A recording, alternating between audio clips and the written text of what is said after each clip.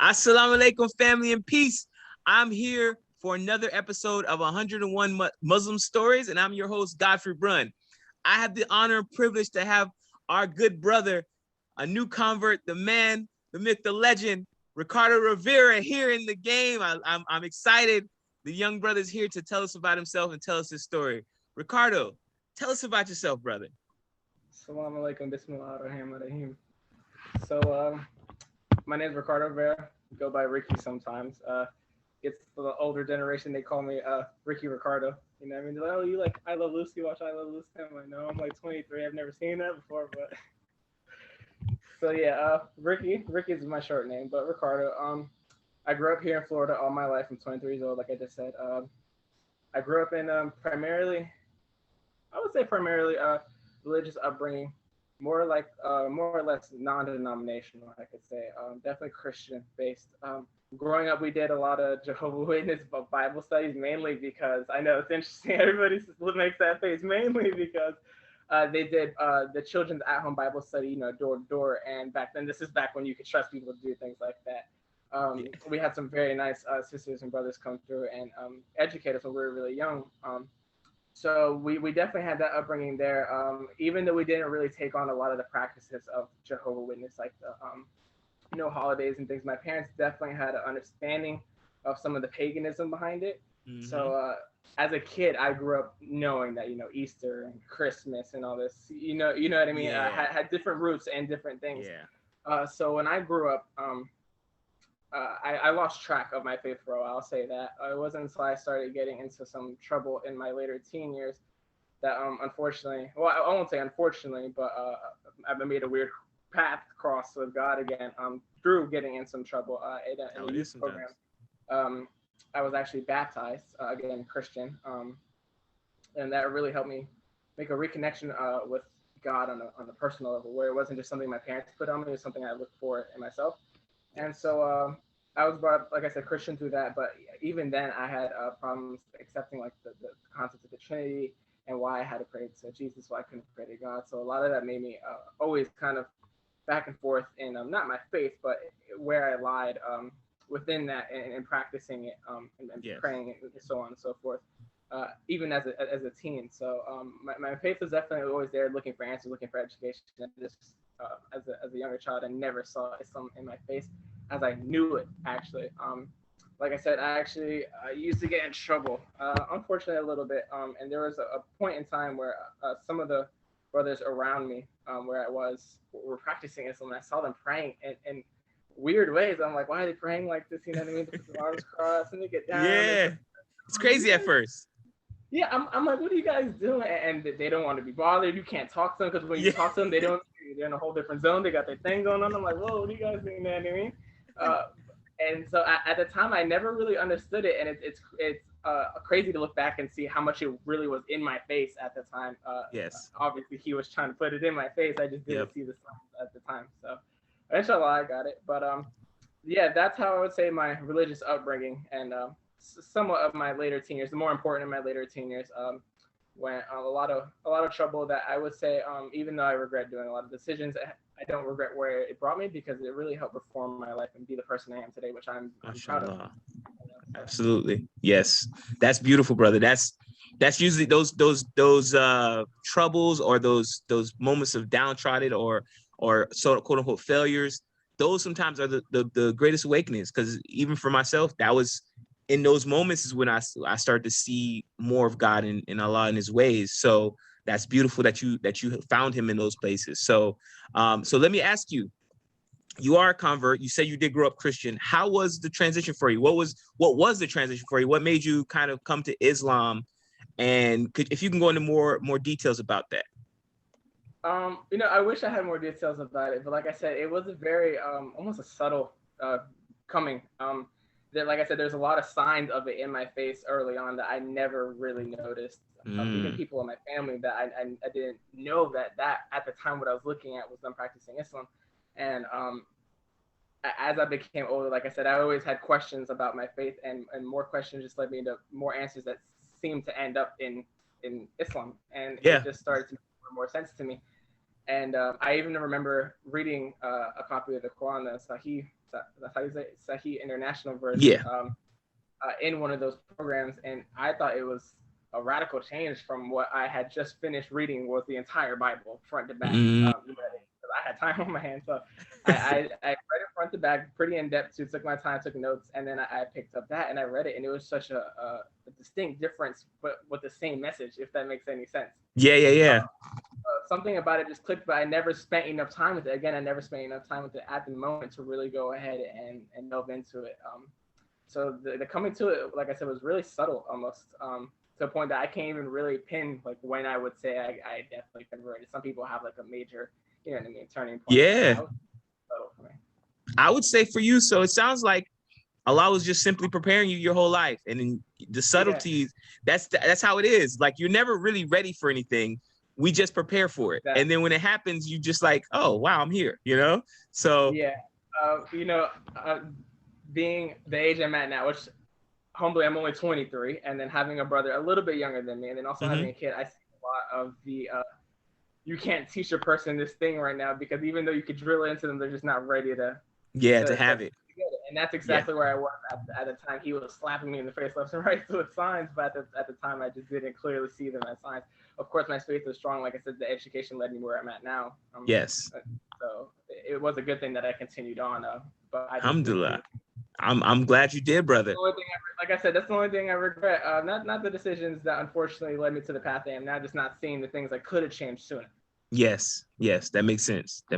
Oh man, that's some good stuff. That preparation, man. Preparation H, preparation in heaven, Allah, Jinnah, all the beautiful things. So I love it, brother. So let me ask you, we were a little bit more serious questions, right? Those are a little bit more serious, a little bit more personal, right? But let me ask you this. This is my hardest question. This is always my toughest question. All right. If you had one superpower, what would it be? Hey, this is one that even practicing, I was like, man, I'm gonna have a hard time coming up. But you know what? I don't know if it's a superpower. Alhamdulillah, I would say it's a blessing. I guess it's my time spent with diversity.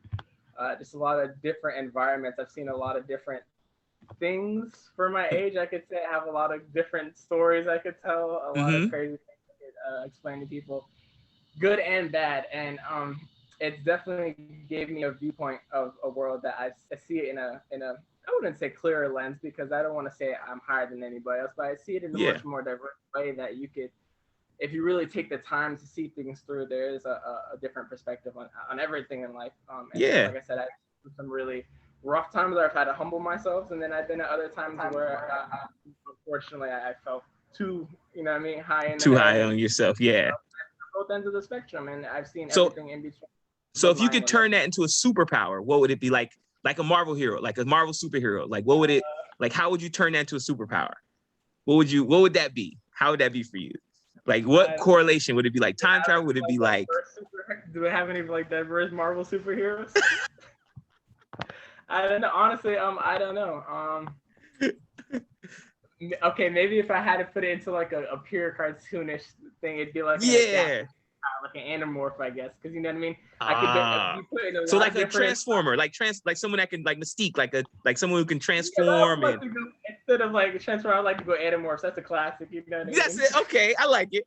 Okay. Because like I said, I've been through a lot of diverse environments that I can go into different environments and quickly pick up pace and not feel so out of space. I'm a little bit of a comic nerd, so there's a superhero. He's an X-Men, and his name is Darwin.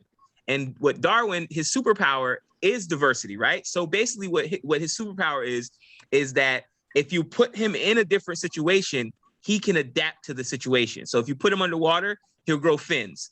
If you put him in the highest altitudes, he'll learn how to, So maybe so that's maybe your superpower is Darwinism, like that natural.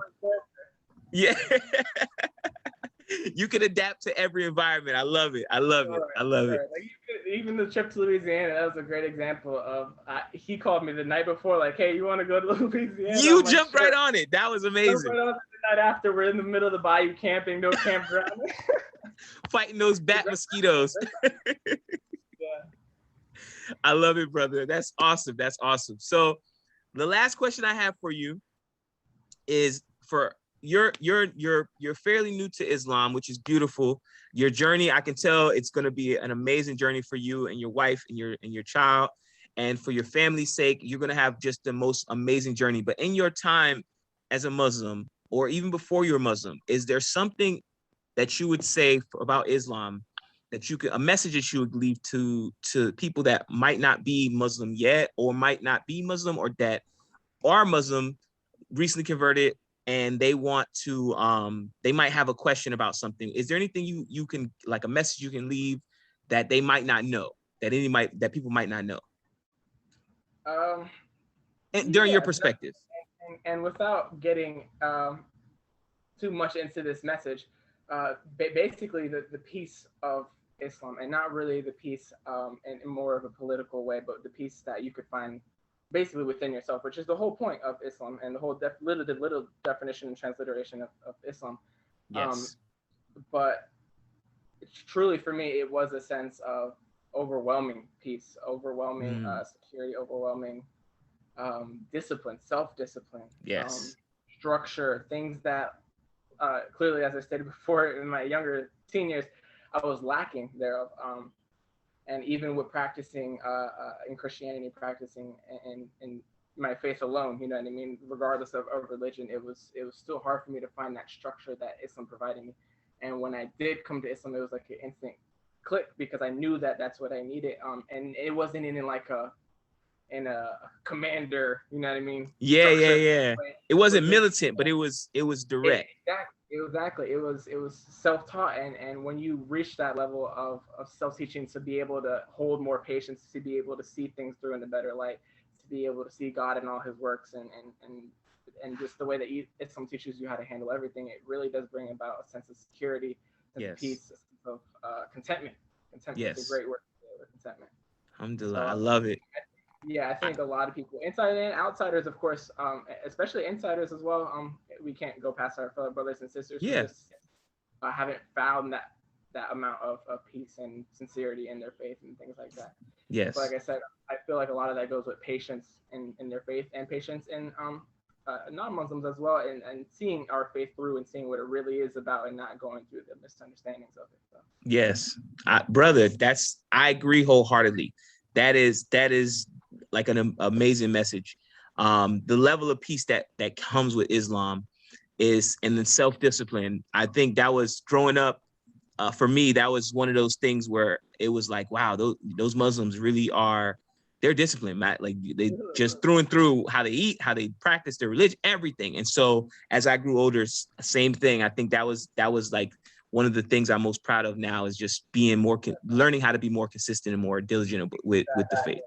Yes. Like you said, it's going to be more consistent, because even now, as a practicing Muslim, I see things that I want to continue to improve on. How can I be more self-disciplined? How can I do fasting outside of Ramadan? How can I do, eat outsiders, or giving more outside of zakat and things like that? So yes, it definitely is expansive, and I'm glad that God led me to this path that I could feel good doing something like that. So yes, your dawah work is greatly appreciated as well, brother. I truly appreciate it. So, family, this is too. Huh? I said I think the mosquitoes appreciate our dawah too. We donated a lot of blood that day. So, as I wrap up here, family, this is another amazing episode. I want to thank you again, brother, for your time, for being here on the show with us.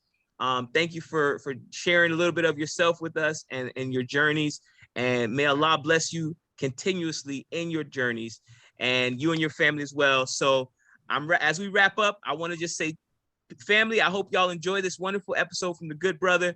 And I hope you guys tune in for this episode and many more. I'm again your host, Godfrey Brunn, and I'm signing off. Salam alaikum. Hey, again, thank you. Walaikum salam, peace and blessings upon you. Thank you for having me.